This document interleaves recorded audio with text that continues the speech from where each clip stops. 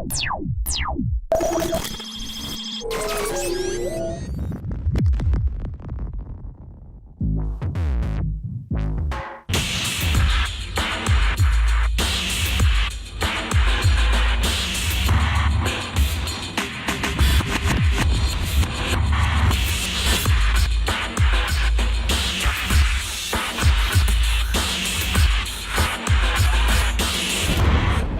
ready.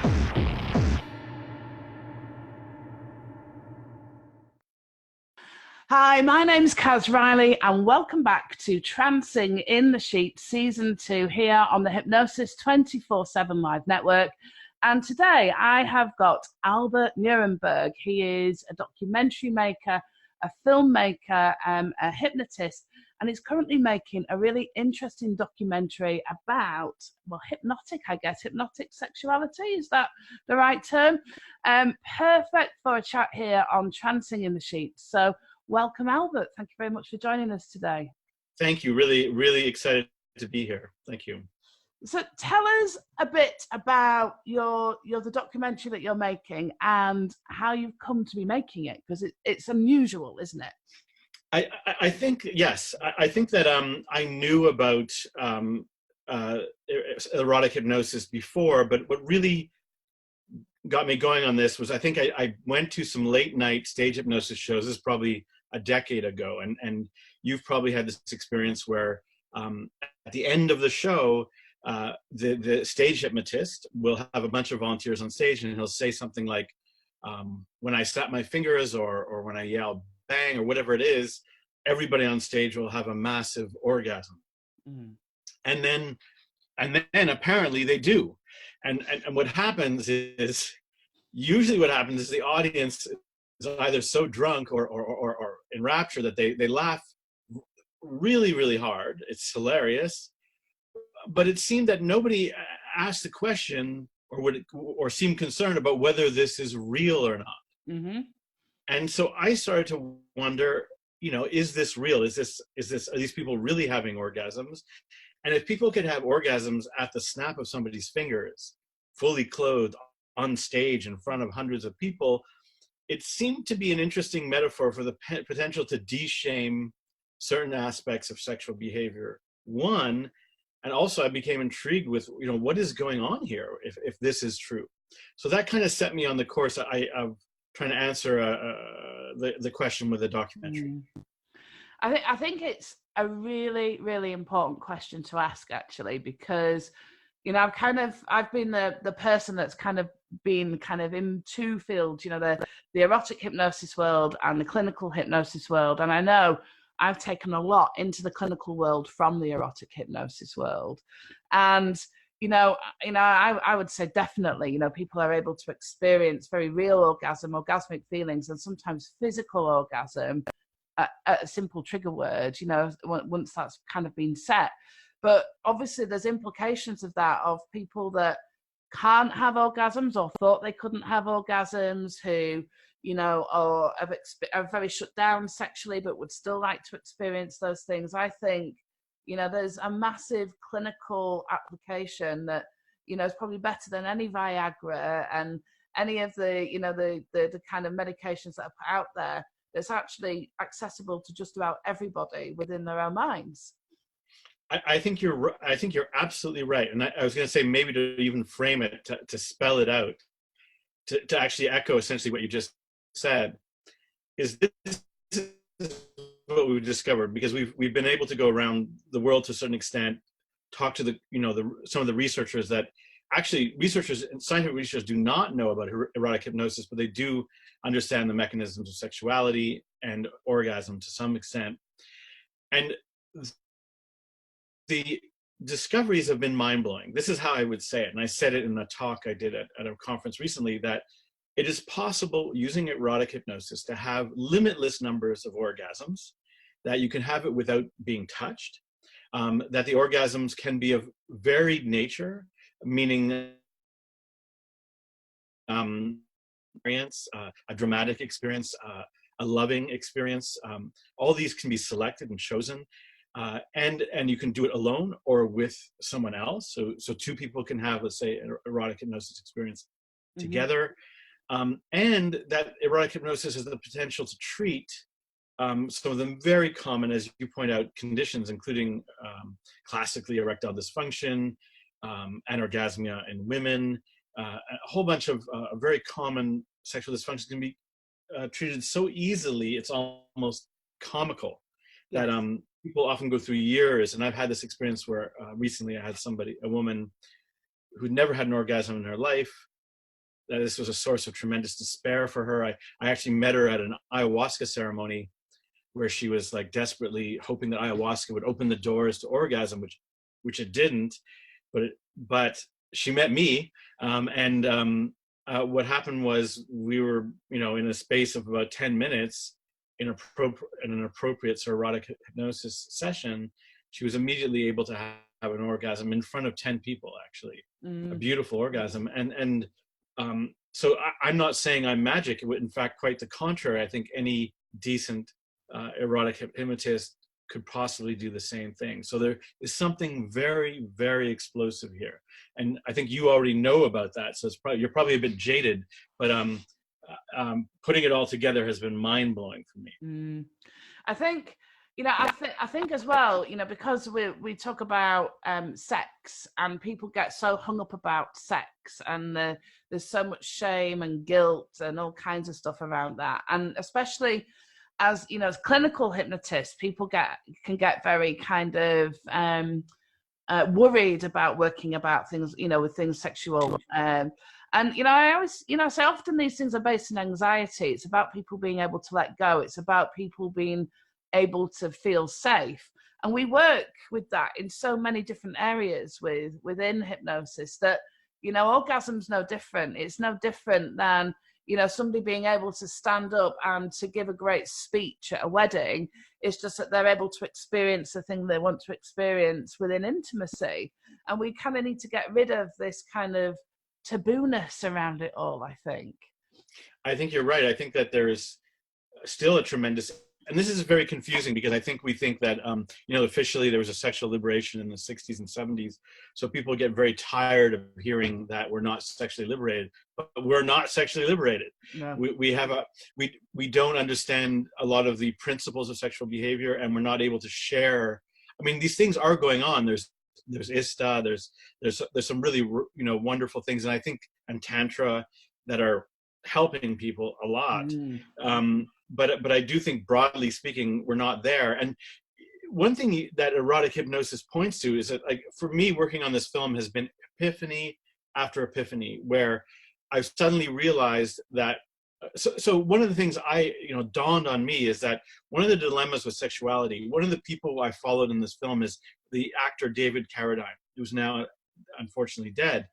David Carradine, to me, was a very interesting story because his positioning in sort of culture, he was in Kill Bill, he was in a very popular American TV show called Kung Fu, where he played a very moral character, and he seemed to embody goodness and morality.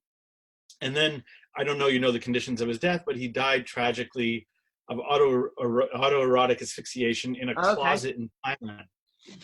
And I was struck by the idea of this man, this sort of, on one hand, sort of, I didn't know the man, but a sort of moral figure on one hand. On the other hand, it wasn't that he died amorally, but that died kind of pointlessly, to die like naked in a closet. There's a shameful component to that. And I wanted to understand, and I thought that was a good metaphor for a certain aspect, I would say, of sexuality, that we can be over here moral, kind of good people, and then all of us sort of have this closeted, I would say maybe not all of us, but most of us have this closeted, shameful side, which is the inheritance of sexual programming.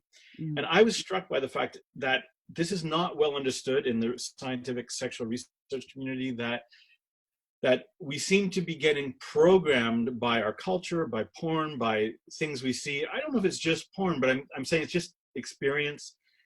And that the feeling is that is just destiny, that you've spun the wheel somehow, and this is your sexuality, and you and that's the way it goes. And one of the things that got me on this film was that I had a client a couple that was splitting up more or less because the husband had an obsessive sexual foot fetish, to the point where I think his wife felt like, you don't want to have sex with me, you want to have sex with my feet. Mm-hmm. And I was struck by this, as I thought this is also a good, metaphor for a lot of problems in human behaviors, where men more commonly than women have a fetishistic approach to sexuality, which they have a hard time letting go of, because it is their source of arousal.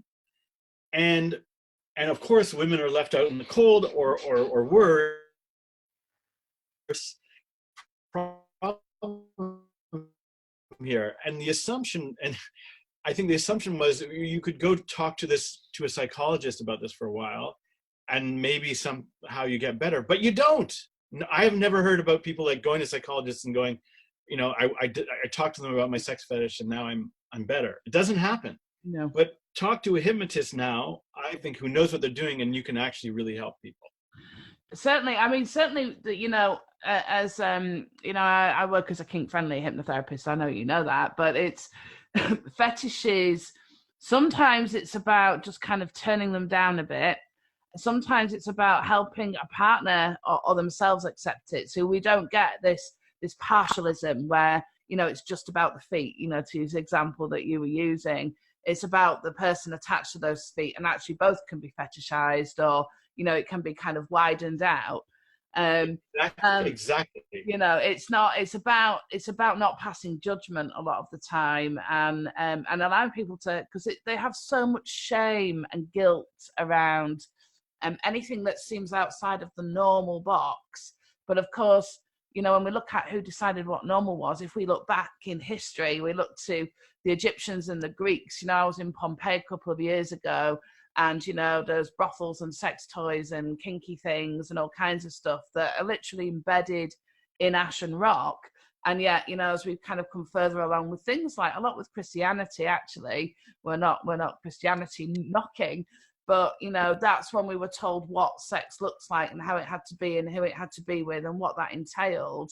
And certainly for women, a lot of the pleasure stuff was taken away. It became about reproduction and pleasing men, which when we look at women, we're huge pleasure possible creatures, really, aren't we? That have got the capacity to have a great time, and we don't give ourselves permission to do that anymore, or hopefully we will do in the future if I've got anything to do with it. But I just want to add one thing to your point. I fully agree, that women particularly are, just because women can become so orgasmic in a way that I think just men don't seem to be as good at, but there's some, sometimes they can. But what I was going to say is that the thing that what you mentioned, I thought is a really key point, that, when you deal with let's say a fetish, and you open the person up to the doorway to that being, you can fetishize the person you love, and that would create arousal and heat. That only happens if the door is open. That only happens if the person goes, okay, I'm going to enter this world. And most people don't. Again, if you went and talked to a psychologist dryly about these things, told you have a sexual dysfunction or something like that, then that doesn't take you anywhere. So that's why I think what you said is so important. The other thing is that this phenomenon of sort of like dysfunction and shaming is much more recent than people realize. We talked to some of the researchers, psychologists who worked in these sort of institutes for the criminally sexually deviant. And one of the things that I was pointed out to us was that in the obsession to define what normal sexuality was, because it's actually a very hard thing to do, psychologists actually fixed around the idea that healthy sex is sexual intercourse between a man and a woman. That was the official definition provided by psychologists until very recently. Yeah. And that was actually incredibly damaging, even though it sounds like how could it hurt, because that is the method of procreation. It was very damaging, and to this day I think there's somebody out there right now going, if I'm not good at sexual intercourse between a man and a woman, then there's something wrong with me. Mm-hmm. And it's not true, and it was a kind of bullshit effort, ill-advised effort to try to define normal sexuality. And sexuality by definition is wide open and wide ranging. And hypnosis actually shows us this, because one of my theories, though I find I have a hard time explaining this to people unless they've watched Star Trek, but the second Star Trek series had this thing called the holodeck. Mm-hmm. The holodeck was this sort of ability for people to go together to go into a fantasy world where they were maybe in the 1920s or they were in the 19th century, and they would have a fun time together and they could turn it on, turn it off instantly. Yes. But I'm like, that's deep hypnosis. Deep hypnosis is the holodeck. And when you're in there, you realize like anything is possible. So, and that shows the sadness of our poor imagination around sexuality, that we think it's just, 5 things. Well, this is it, isn't it? And, interesting. I mean, I'm from Huddersfield, so I am from the home of Captain Jean-Luc Picard. So I know exactly what you're talking about with yes, he would know. The holodeck and, being a bit of a geeky sci-fi girl. So I'm completely with you. But I think it's one of those sad things where, because people are told, even right down how to identify sexually. And, we know that, it's not just gay, straight, bi. We know there is literally a whole spectrum and rainbow, and people fall into one category, and all that's very fluid. But also in terms of sexual preference. So sometimes when we talk about morality of things, isn't it? About what different sexual acts are. Actually, they're just different sexual preferences. And you're right. I mean, I think it was 2013 actually, where the DSM decided that a lot of the paraphilias were actually depathologicalized. So things like fetishes and that kind of stuff. It was a lot of work by a really amazing lady called Susan Wright. I don't know if you've come across her, from the National Coalition of Sexual Freedom, who literally took on the American Psychological Society to make those changes. But we're at a point in time now, I think, where, where the gay community were probably in the 1940s and 50s, where, it was seen to be, it was still illegal and it was classed as a mental illness to be gay. And, even though now we don't have the same thing with kink, I know I've been talking to people a lot recently how kink or anything really that's out of the normal box isn't a mental illness. It's just something that's always been there. It's just been shamed and shunned for all these years. Yes, we spoke to a researcher who, I wish I would remembered his name, but he said that he said kink is sort of where gay liberation was, 20 years ago, and that, it's shamed, it's in the closet, but it's trying to get out of the closet, and it is kind of necessary. I think that, one of the ways that I started wrestling with this, what I noticed like an interesting phenomenon is that part of the shaming aspect of kink is that people will say, let's say you have a foot fetish or you have this fetish or not, people will say, it's like a scarlet letter. You're the foot fetish person, or you're this. And one of the things that we started doing, one of the experiments we started doing when we started this documentary, is that I would hypnotize people, or some of the sort of deep hypnosis people, to have 30 or 40 different kinds of orgasms in a session. So I would go down a list, like a standard list. So for women, sometimes we'd have these, famous cliches: good girl, bad girl, the slut, the lover, there are all these different characters, and we tried to make it kind of universal, things that were there already in the sexual language. And what I found was, in deep trance, that a person could go to all of them, meaning they could be the foot fetish person, but then they could also be the horse riding person, whatever it is, they could do them all.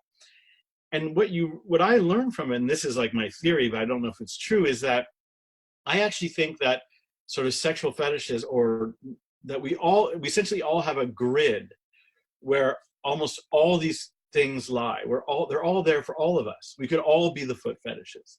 Mm-hmm. But for some reason, some become more charged in people's lives, and they're usually due to these two childhood accidents, you know, I always think the way your mother toweled you dry, or the boots you crawled around with when you were a kid. You didn't decide these things, you know, they just happened to you. And it's unfortunate that we bully people or shame people around things that they had no choice. And so this grid theory to me sort of says, hey, don't, you know, we all have the grid, we all have kind of all the fetishes, but you know, if there is such thing as unhealthy fetishes, but let's look at why they're unhealthy. It's not the fetish itself is by nature unhealthy. Well, it's often, I think that there's two things. One is that, you know, who decides what a fetish is and what, you know, why is it that, you know, it's okay to have a fetish about breasts, which I think lots of people have, but not about feet or earlobes, for example.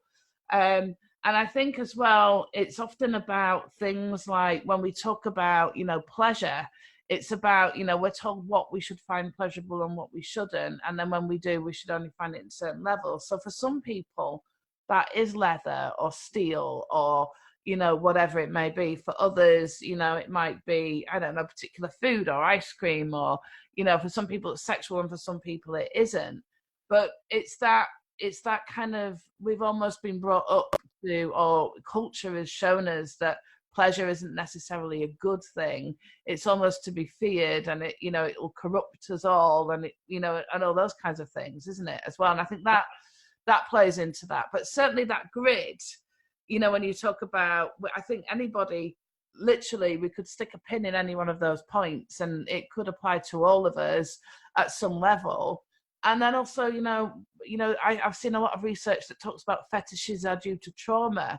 And yeah, in the clinic, you know, here working with hundreds of people, I've seen it due to a thing, but it's not normally a traumatic thing. Often it's a pleasant thing, or, you know, just something, but there's the shame around it. So if somebody, you know, enjoys touching latex, for example, unless it's a condom, the condom, it's fine. Now, at one point that wasn't fine, but the condom, it's fine. But if it's a latex something else, for example, then that can be seen as a bit weird, which is fascinating, isn't it? How, and who decides this, you know?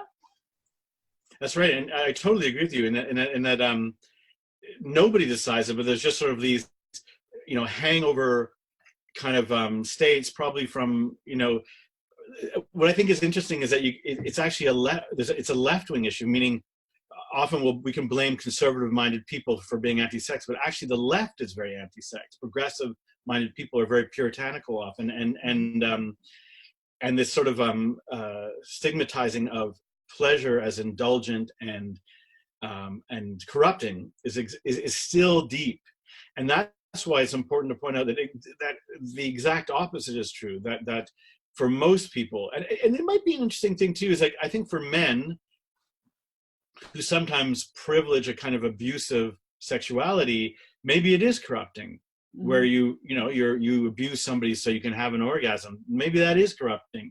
But I would say that's why for women it's so revolutionary. Women having pleasure when they're shamed out of it to a certain extent, you see it. You see that when women go from orgasmic, sort of non-orgasmic to orgasmic, as we know, their complexions change, their acne clears up, they radiate, they seem more relaxed and calm. You know, there's so many, and these are quite consistent because I've got, as you more than anybody, but there's probably not that many of us who can make this call, but I've done it enough to see that, holy cow, take, you know, an average non-orgasmic woman, make her orgasmic through this treatment, and that person's going to change, and in predictable ways. It's fantastic, and the world needs to know about it, because now, you know, I walk around downtown and I'm like, I'm in an ocean of non-orgasmic people. That's what I feel, or at least that's what, you know, that's what you see when you know this world.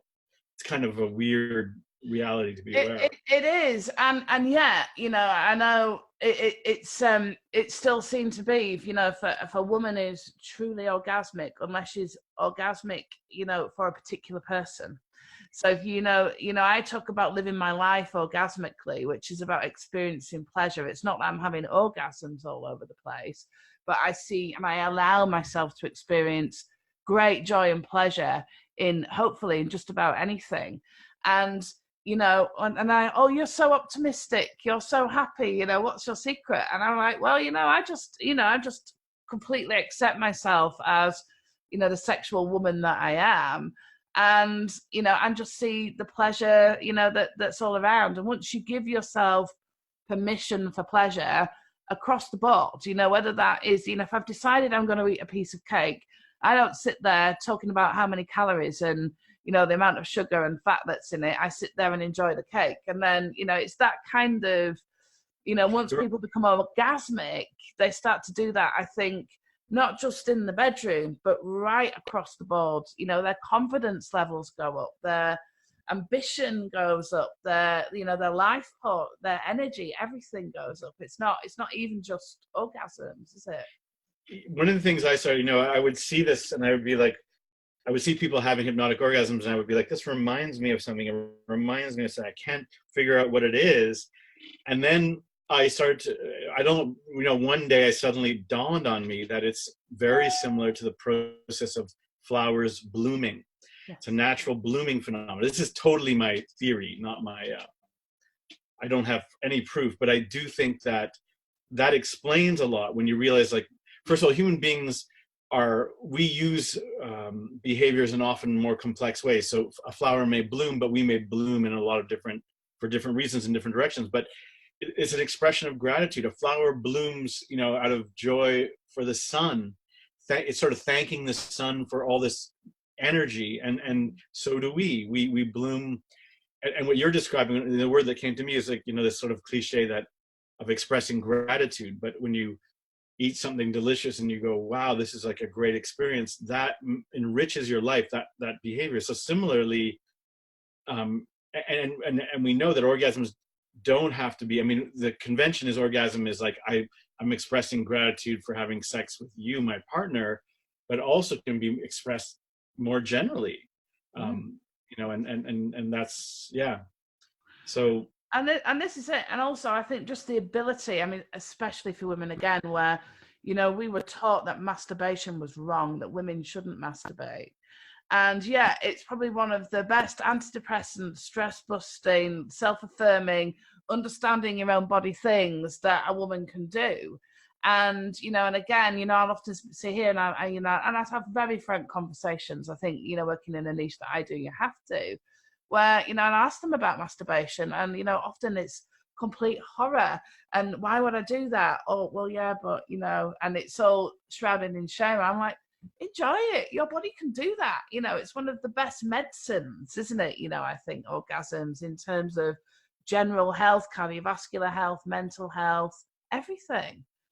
I know, you know, and I think that part of the interesting thing is how did they create this edifice of shame? Where did it come from, particularly for women? That you know, that somehow it was done kind of in a subterfuge that because officially there's nobody who stands up, you know, no public leader. Boris Johnson doesn't stand up and say, women, be ashamed of masturbation. You know, but maybe it's somehow there. You know, it's almost cultural again, isn't it? You know, a lot of it I think goes back to religion again, and you know, when I think about, I mean, I know I was showing you this earlier, but, you know, I go around waving around my clitoris. There's not many places you can say that, is there? But, you know, people, when I think about it, they only did for a long time. They'd only actually dissected in, you know, in terms of cadavers, and, you know, when they were looking at medical science, they completely bypassed female sexual organs. They knew the ins and outs of the penis, but certainly the clitoris, it was kind of almost as if women, you know, shouldn't or weren't sexual, so we weren't even going to bother and look, which is fascinating. So this is one of the weird implications of why, of how the psychological or the medical establishment can have a dangerous and negative impact on the population. Very clearly, when psychologists defined healthy natural sex as being intercourse between a man and a woman, what did that do? That actually, in essence, sidelined the clitoris. And, like, you know, and we know that vaginal orgasms are much harder to come by. And so so in this one act of like seemingly well-intentioned trying to define normal sexuality, they created a disaster. The disaster is so men will play their role and think, well, I'm, you know, having sexual intercourse with your vagina, so this is natural and you should enjoy it. Then lo and behold, the woman does not get that much out of it, in some cases, and it's as a kind of privileged kind of, you know, meaningless pleasure center.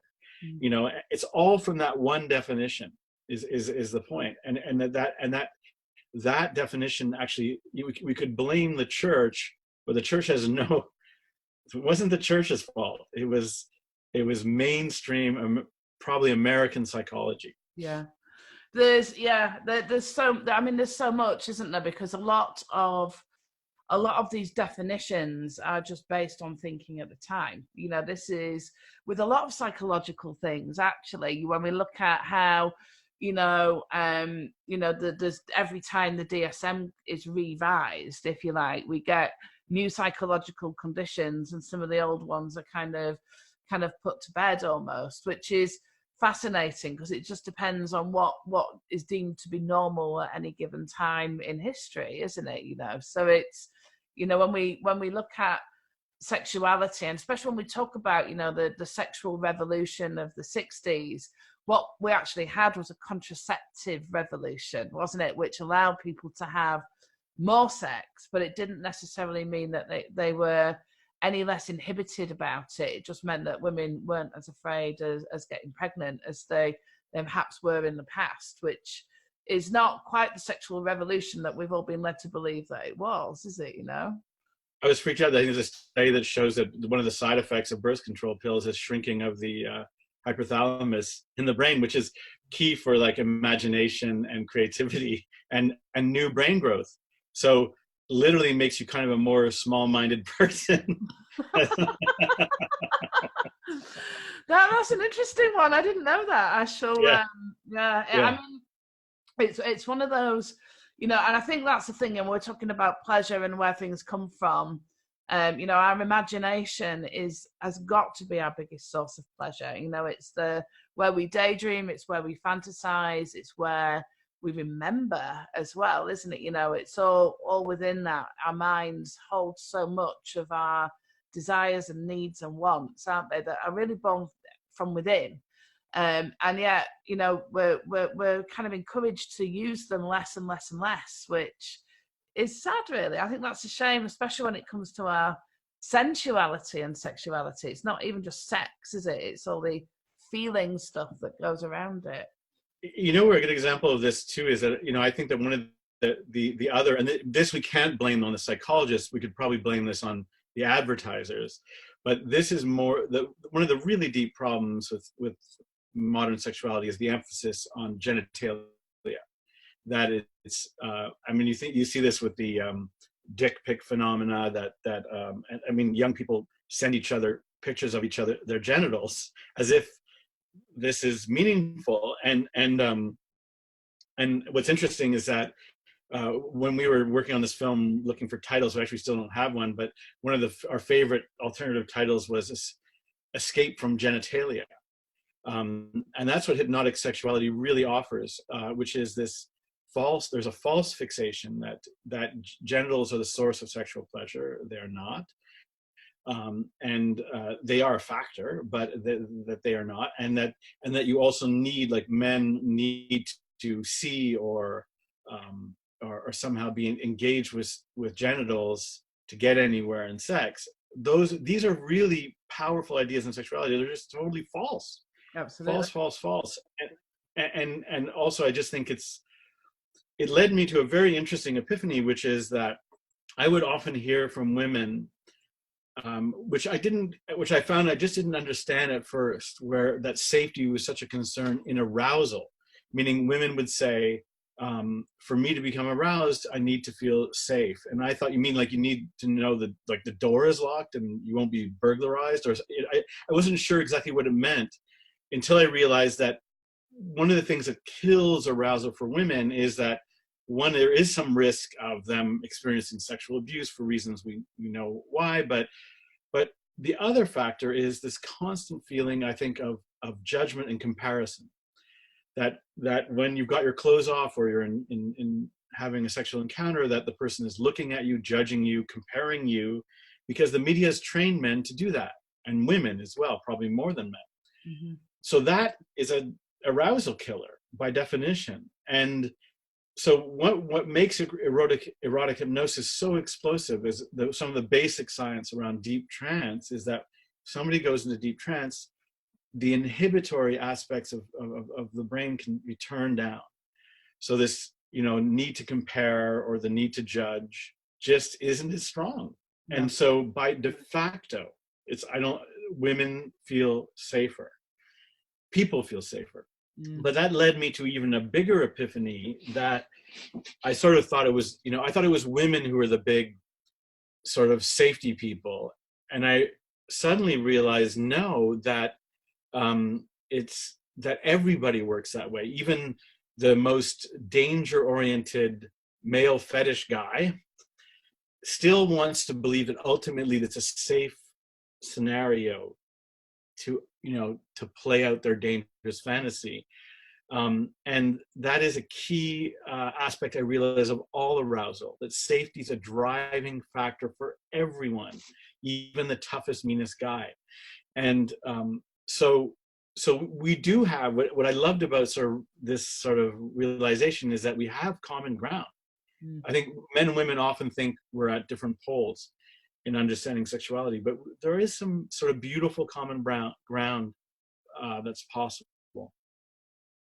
No, I absolutely. I mean, if you look at the most common cause of erectile dysfunction, we know is still anxiety, isn't it? Which is about not feeling safe, often about fear of judgment. I mean, there's an example right away, but I know certainly, and I think this is one of the really truly wonderful, beautiful things about hypnosis. And it's still, whether we're using it for orgasm or not, it's still hypnosis. The hypnosis itself isn't erotic. The hypnosis is hypnosis, isn't it? It's just how we're applying it for different things. And when we're looking at orgasm, the one thing that we can do is, because people can start to experience something that they've desperately wanted to experience without the need to actually be doing anything sexual. They can be fully clothed, wrapped up in a blanket, without anybody touching them in any way, and they can start to experience how their body works with that kind of response. Now, I can't think of anything else that can do that for somebody. I think hypnosis is utterly unique, how it happens with that, how it's able to do that. And also, people can be, they can work how to do that, but then they can learn how to do that themselves. So they can literally think themselves through to an orgasm, which is bloody awesome, isn't it? I just think that's such a great gift. Our minds and our orgasms combined are an absolutely fantastic and wonderful combination. And I think we should all learn how to use it that way. There's a very interesting, I've done a few TEDx talks about hypnosis, and I was always struck, anybody who's in hypnosis has this weird feeling that there are so many frontiers. It's one of the weird, I think there's sort of a feeling in other occupations that sort of everything's been done and everything's been explored, but in hypnosis there's a bunch of areas that nobody understands and the research isn't there. So one of these examples is, probably you and I would agree that hypnosis probably has parallels to REM state dreaming, because we see REM behavior when people are hypnotized. And there's been very few studies about what is accomplished in dreaming, and except around cats. Apparently they took cats and they were able to drug them so that they would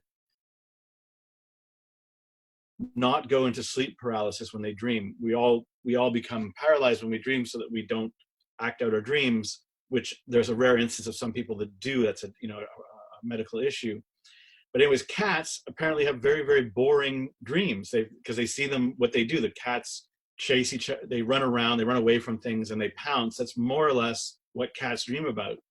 And but people apparently are capable to have these extraordinary, limitless dreams. And it might be this weird thing that really separates us from the rest of the animal world, in that we have this ability to fantasize in an extraordinary way. And that feature is rarely actually truly elevated. I mean, people will say that they believe in imagination, but it's actually, the sexual fantasies are themselves a powerful gift and tool. And I was shocked to learn, because we interviewed experts on this subject, there's no research on sexual fantasies. I mean, it's actually, I found a guy who started a research project in Canada on sexual fantasies, and I asked him, why did you do it? And he said, well, because nobody had done the research before. It was not an area. And I was shocked. And I said, do you mean to tell me, we would probably agree that sexual fantasies themselves are the most common expression of sexual behavior? Not, fantasies come before sex. And that he agreed, yes. And I said, so this has never been studied, never. And so, all of us are having them. We're all experiencing them. Some people commit crimes because of them. Some people are demoralized because of them. Wouldn't it be something of interest to know about?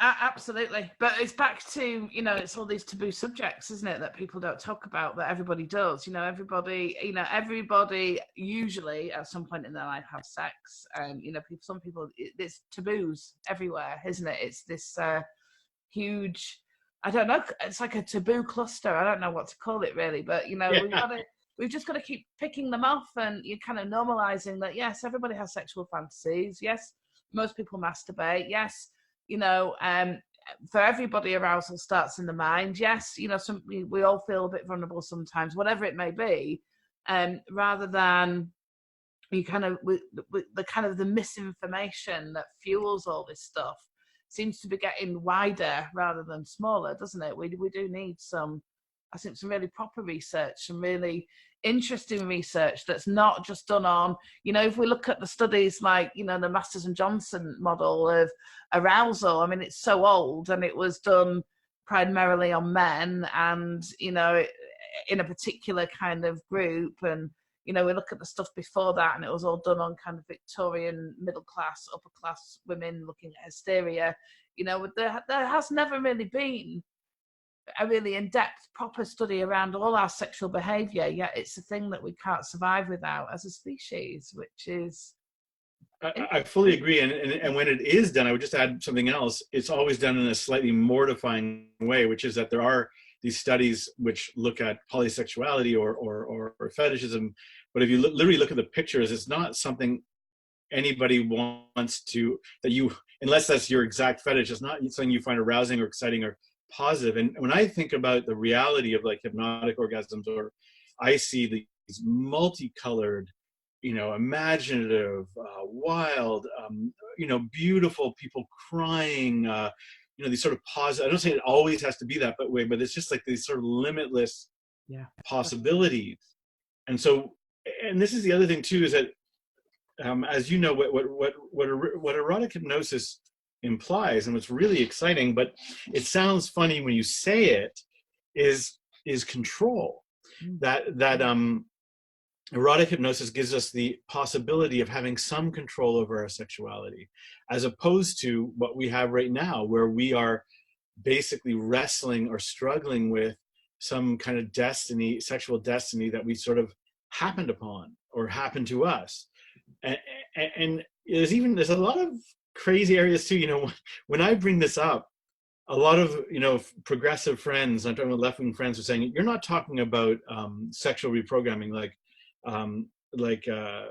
there's a phenomena where gay people are reprogrammed to be heterosexual, and people get very touchy around this issue because they think that's where this is going. But what's weird? This is what's crazy and weird. I'm like, actually, you can reprogram gay people to be heterosexuals in erotic hypnosis. Well, that's what's weird about it. You can do it, meaning, as you know, you can take a gay person and you can make them feel heterosexual desire. I would say the more profound explanation would be that that in hypnosis, we know that you can make any suggestion in deep trance, but whether it has resonance or not is another thing. Meaning, I think deep down a person can be gay or a person can be straight. But what's so interesting is that if I jokingly said in a certain venue that I could take gay people and make them straight in a, in a temporary environment, people would be horribly offended. And so it's an example of how we can't talk about things, because it's true, you can. No, yeah, I guess it's within that, isn't it? You can certainly do that, but then I guess it's what they're thinking about is something long term. So you kind of flick a switch, if you like, and turn something on or off, which we can do in hypnosis. But then when some people come out of hypnosis, and then that switch usually flicks back again. But that's the beauty of it, because that means that people can go into this safe hypnotic space where they can try out all kinds of different experiences. Also, and this is one of the things that I love it for, is that if you've got somebody, the way I actually use hypnosis with this is if I've got somebody who has come out as homosexual, and often it's a family member that wants to have some insight as to how that might possibly feel, then we can actually facilitate that with a family member so that they can get some insight, because we can actually give them that experience while they're in hypnosis, knowing full well when they come out of it, they'll go back to not being, homosexual again.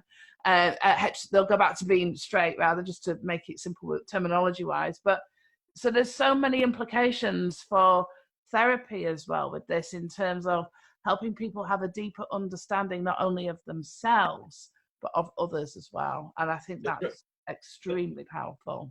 I think you're right. I think it's a quest medium in the sense that it allows you to look into and discover maybe why you are the way you are, but also what you could be. And that's what's exciting about it, is that what you could be is so explosive or so different. And and also, I mean, it just, we haven't even mentioned this, but it also has implications for people that are disabled or people that are elderly. What's really beautiful about it is that though I don't think this is really a problem for a lot of people, but for some people, the visual aspect of sexuality is a problem. Either they don't feel that they are beautiful, or they may not feel their lover is beautiful. And but hypnosis lets you relax and see the kind of sacred it can, and that older people could use this to have safe. And also, I mean, we haven't even mentioned this aspect of hypnotic sexuality, but in a couple, there's some beauty in that there's no risk of STDs, there's no friction, there's all the kind of uncomfortables of sexuality are gone.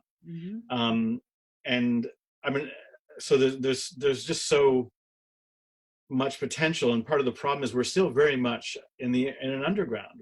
This is an underground world. I know this because I do regular mainstream hypnosis, and I'm always shocked that if somehow things slide into sexuality. And I guess to mention one thing too, there's a reason why I think even your average mainstream hypnotist is uncomfortable with this. I think that there is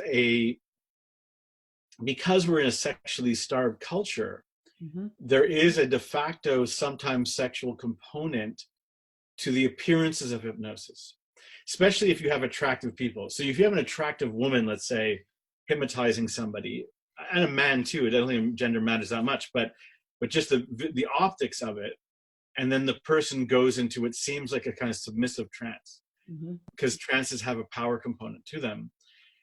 It can either be seen or experienced as sexual, even though it's not.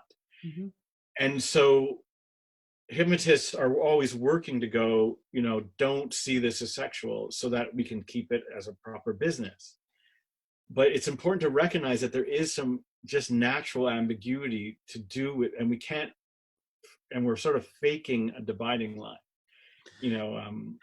There is, and I kind of have a view, this idea that even outside of hypnosis, we're all, as adults, we're all sexual beings. So anything that we do has, at some level, there's some level of sexuality that runs through it, because it's sexual people that are there, isn't it? And most of the time, well, all of the time, we manage that because we're adults.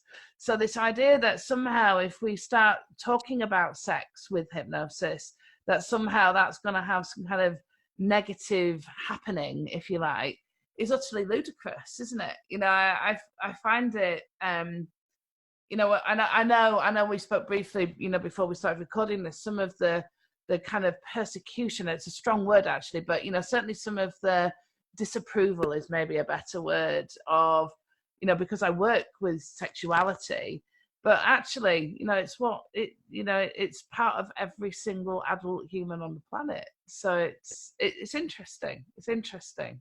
Yes, I think that I mean, we just know that this, it's like when you discover erotic hypnosis, it's like discovering an alternate universe, and it has so much to say, and I think part of the problem too, and this is important as well, is that we know that there's a big problem with abuse, and it's not, you know, and even there's a language issue, meaning we have, you know, there's a culture where there's a lot of sexual abuse that isn't maybe entirely of a sexual nature, but also it is. It's like this confusing thing, and it's important that abuse be called out and you know, and hopefully healed and stopped. But it feels a little bit like we live in a culture where the calling out of abuse has become the dominant expression of sexuality. Yeah. Whereas, and of course, most people live in terror of being the target of something like that. Yeah. It's like a very scarlet letter-ish kind of thing. But I, you know, personally, I just decided you just got to kind of, this stuff is too important. Your work is too important. It's too important. And that once you understand it, you can't really hide anymore. You can't. And I think that maybe part of the answer is, yes, we got to call out abuse, but we can't let like the culture of calling out abuse forget that ultimately showing respect for people's bodies and lives is to celebrate sexuality. You know, this amazing gift. It is that that's exactly, you know, it's to celebrate sexuality. It's to celebrate that aspect of us and take away the guilt and shame, which then immediately makes it more easily spoke about. And by doing that, we start to get better education, which gets rid of a lot of the abuse in terms of it prevents it happening in the first place, which, yes, you know, is so important. And once we start to do that and to talk about this stuff openly, then not only do we kind of reduce or certainly educate around abuse, but we also then educate around pleasure. And I think that is just as important. And about bodily acceptance and self-acceptance and the whole rainbow and the amazing things that, you know, our sexual selves are. Albert, sadly, we're totally out of time. Where can people find out more about who you are and what you do and all that kind of stuff? So we haven't, the film is still in process, and we haven't decided on a title yet, but I deliberately have a single talk on this subject. It's called "There's Something You Don't Know About Sex." It was done at the conference called Wild X, and that's kind of like the idea like we're going with right now, which is that there's just this big area that you don't know about that you should find out about. If people are looking for me directly, I'm at hypnologist, which means somebody that knows about hypnosis, I guess, hypnologist.net. And they can contact me there if they like. And we're also looking to, I'm going to be in the UK in this summer, and I think we're going to be shooting, so in June. So we're looking for people that might have an interesting take on this phenomena, who might want to explore or experiment as well. Okay. So Albert Nerenberg, hypnologist.net, or There's Something You Don't Know About Sex. Easily remembered. As soon as you just put anything with sex in it, people remember. Yeah, that's right. Yes. Okay. So, well, thank you so much for sharing all this with us. Hopefully I will see you in the UK in the summer of 2020. Yeah. And for everybody else that's been watching this, thank you so much for watching this episode of Trancing in the Sheets. Remembering that we have lots of other hosts on the network talking about all kinds of things, hypnosis. If you want to get hold of me, you can use the handle @Trancing Sheets on Twitter, on Tumblr, on Facebook. You can also catch me on the YouTube channel, which is Trancing in the Sheets, on the Facebook 24/7 Live network, and also on Apple TV, Roku, and Amazon Fire. So I look forward to seeing you again on the next episode, and we'll see you soon. Take care.